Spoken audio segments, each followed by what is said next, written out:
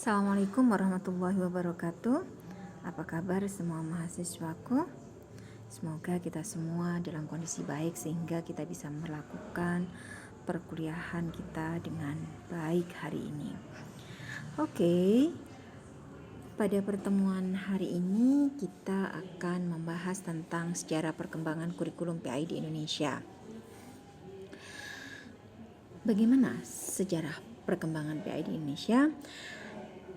Sebelum lebih jauh, kita harus mengetahui tentang definisi pendidikan agama menurut PP atau Peraturan Pemerintah Nomor 55 Tahun 2007 tentang Pendidikan Agama dan Keagamaan yang menyatakan bahwa aktivitas pendidikan yang mengembangkan kemampuan peserta didik dalam memahami, menghayati, dan mengamalkan nilai-nilai agama yang menyerasikan pengetahuannya dalam iptek dan seni. Secara historis sampai dengan abad ke-19, pendidikan Islam yang berorientasi pada keagamaan masih banyak diselenggarakan oleh institusi masjid maupun pesantren. Perlu diketahui bahwa sebelum ada yang namanya lembaga pendidikan secara formal yang dibentuk oleh pemerintah negara Republik Indonesia, maka masjid maupun pesantren menjadi sebuah institusi yang memiliki peran besar dalam mengembangkan pendidikan agama Islam. Nah, di pesantren pula diketahui bahwa umat Islam diajari tentang agama, tentang membela tanah air, dan juga tentang hal-hal yang berkaitan dengan kehidupan. Oleh karena itu, masjid maupun pesantren menjadi sebuah institusi yang awal dalam pengembangan pendidikan agama Islam. Nah, sekarang bagaimana masa prakemerdekaan? Pada masa ini pendidikan agama tidak diperhatikan. Kenapa? Karena pada masa prakemerdekaan itu pemerintah Belanda tidak mempunyai keinginan atau itikat baik untuk memberikan pendidikan yang layak kepada warga negara Indonesia atau penduduk Indonesia. Oleh karena itu, dengan berbagai macam kritik yang ada, akhirnya pada abad ke-16 dan ke-17 sebagai hasil dari politik etis, maka pemerintah Belanda mendirikan lembaga pendidikan dalam upaya penyebaran agama Kristen di Nusantara. Pendidikan tersebut tidak hanya diperuntukkan bagi penduduk atau warga pribumi, tapi juga warga mereka, tapi juga warga pribumi yang beragama Kristen. Nah, konsep pendidikan kolonialis itu adalah pendidikan yang mampu mencetak para pekerja yang dapat dipekerjakan oleh penjajah. Jadi di sini upaya untuk menyelenggarakan pendidikan itu adalah mendukung atau melestarikan kolonialisme atau penjajahan atau melestarikan penjajahan di bumi Indonesia. Nah, sekarang bagaimana sejarah kurikulum pendidikan agama Islam pada masa Orde Lama? Setidaknya tercatat kurikulum pada masa ini terbagi menjadi dua, yaitu kurikulum 1947 dan kurikulum 1952 sampai 1964. Kurikulum pada 1974 ini kental dengan corak sistem pendidikan Jepang atau Belanda. Kenapa? Karena masa awal kemerdekaan tahun 45 kita merdeka, dan tahun 47 ini kita masih pemerintah lebih fokus untuk membangun fondasi sebagai sebuah negara baru yang merdeka dan berdaulat. Oleh karena itu dapat dipahami bahwa kurikulum pendidikan itu masih menganut pada kurikulum pendidikan yang ada sebelumnya. Nah, proses pendidikan lebih ditekankan dalam mewujudkan manusia Indonesia yang cinta negara sehingga menjadi berdaulat dan tumbuh kesadaran berbangsa dan bernegara. Sementara kurikulum tahun 1952 sampai 1964 diketahui bahwa muatan kurikulum yang disampaikan pada siswa itu dalam bentuk mata pelajaran. Ada pelajaran bahasa Indonesia, bahasa daerah, ilmu alam, ilmu hayat, ilmu bumi, dan sejarah. Sementara itu pelaksanaannya diatur dalam UU PPP atau Undang-Undang Pokok Pendidikan dan Pengajaran Nomor 4 Tahun 1950. Kemudian pada tahun ini pula kita dapat mengetahui jejak Surat Keputusan Bersama dua Menteri tahun 1951 yang menegaskan bahwa pendidikan agama wajib diselenggarakan di sekolah-sekolah minimal 2 jam per minggu. Nah, kurikulum 1952 sampai 1964 ini DEPAK sebagai sebuah institusi yang menangani agama termasuk juga pendidikan agama telah mengupayakan terbentuknya kurikulum agama di sekolah maupun di pesantren.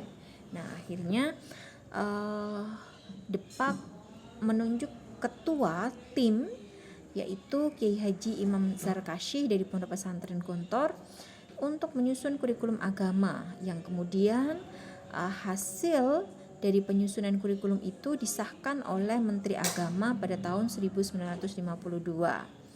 Nah, berdasarkan kurikulum yang sudah dibentuk itu, kemudian pendidikan agama memperoleh porsi 25% dari keseluruhan mata pelajaran yang diajarkan di sekolah selama seminggu.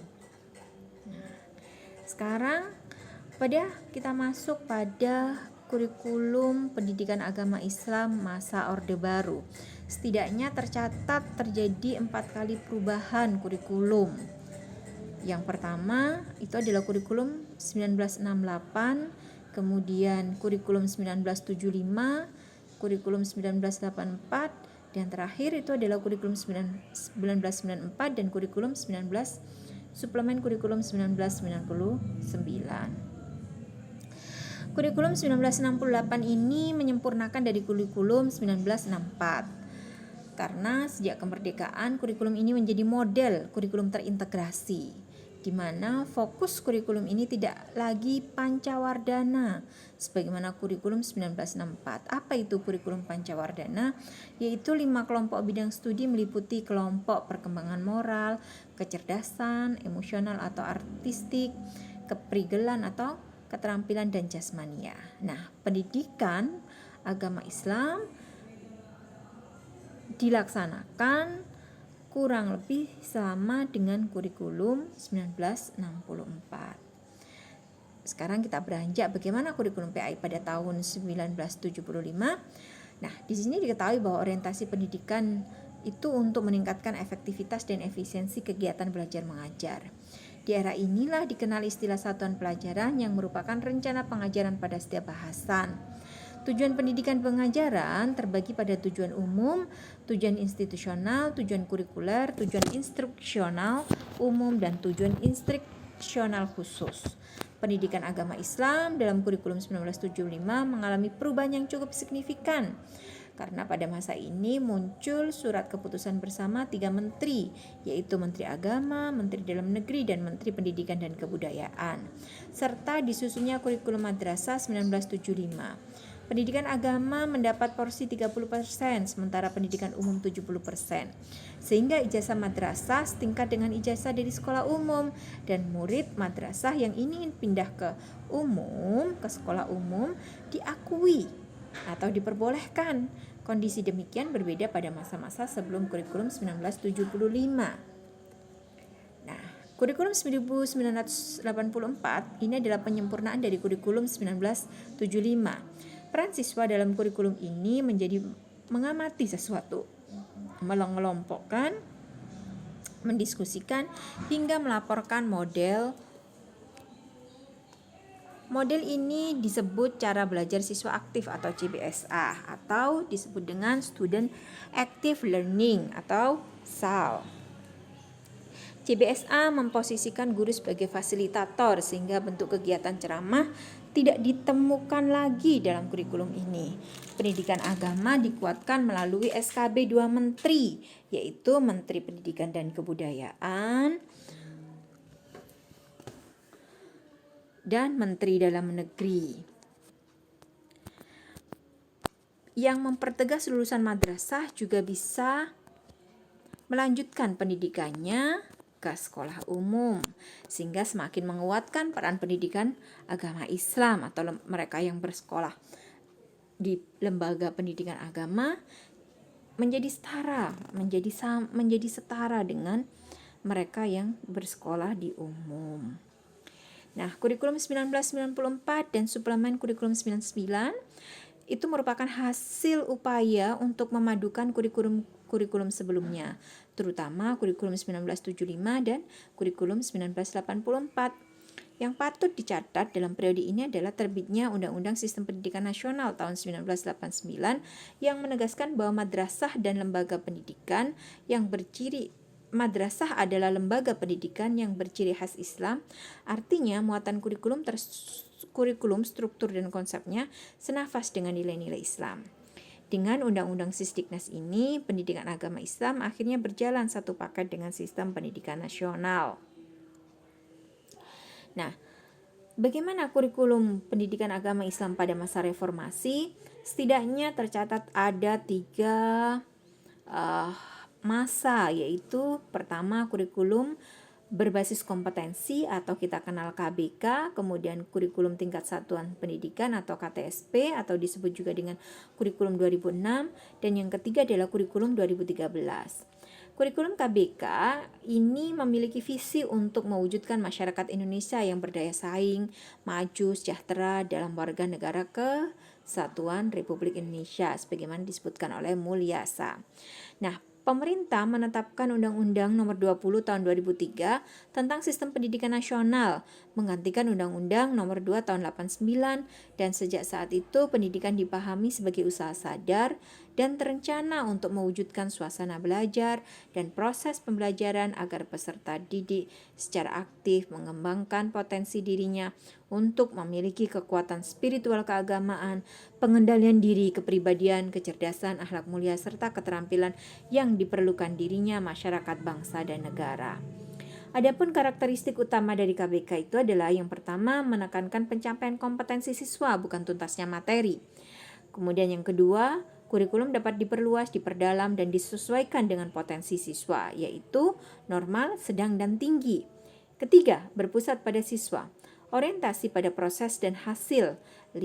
Pendekatan dan metode yang digunakan beragam dan bersifat kontekstual. 6. Guru bukan satu-satunya sumber ilmu pengetahuan.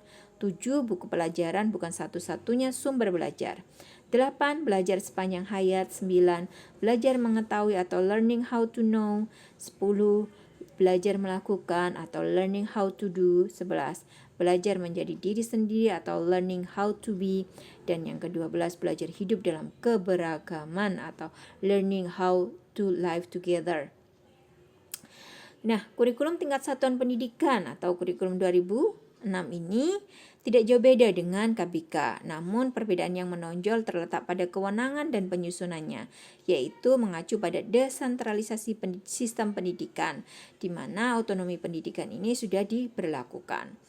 Kemudian pemerintah pusat menetapkan standar kompetensi dan kompetensi dasar, sedangkan sekolah dituntut untuk mampu mengembangkan dalam bentuk silabus dan penilaiannya sesuai dengan kondisi dan daerahnya masing-masing. KTSP merupakan kurikulum operasional yang disusun oleh dan dilaksanakan di masing-masing satuan pendidikan, baik sekolah maupun madrasah. Sedangkan pemerintah pusat hanya memberi rambu-rambu yang perlu dirujuk dalam pengembangan kurikulum. Jadi pada kurikulum ini, sekolah sebagai satuan pendidikan berhak untuk menyusun dan membuat silabus pendidikan sesuai dengan kepentingan siswa dan kepentingan lingkungan. KTSP lebih mendorong pada lokalitas pendidikan.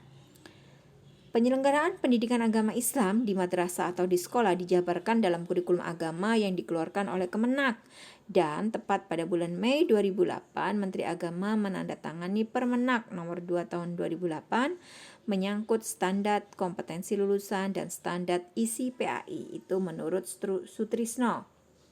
Nah, kurikulum 2013 ini adalah kurikulum terbaru yang kita laksanakan. Nah, adapun ciri-cirinya, yang pertama mewujudkan pendidikan karakter, yang kedua menciptakan pendidikan berwawasan lokal, dan yang ketiga menciptakan pendidikan yang ceria dan bersahabat. Oke, itulah tadi sedikit paparan tentang sejarah perkembangan PAI di Indonesia. Nah, selama masa awal kemerdekaan hingga tahun 2020 ini setidaknya kita mencatat 23 menteri agama di Indonesia. Saudara bisa melihat pada laman yang sudah saya berikan di slide ini. Nah, dari ke-23 orang tersebut, silahkan saudara pilih salah satu menteri yang memiliki kontribusi besar dalam mengembangkan pendidikan agama Islam. Jadi saudara diminta untuk memilih salah satu menteri, silahkan saudara baca-baca dulu profilnya, bagaimana sepak terjangnya beberapa menteri itu, kemudian saudara tentukan gitu kan apa kontribusinya. Nah, tuliskan profilnya, beri fotonya, dan catat hal-hal yang menarik tentang sang menteri. Jangan lupa juga tentang kontribusinya terhadap pengembangan pendidikan agama Islam. Demikian yang bisa saya sampaikan. Terima kasih sudah melihat video ini. Jika ada yang perlu ditanyakan, silahkan untuk berdiskusi dalam grup chat WA kita. Assalamualaikum warahmatullahi wabarakatuh.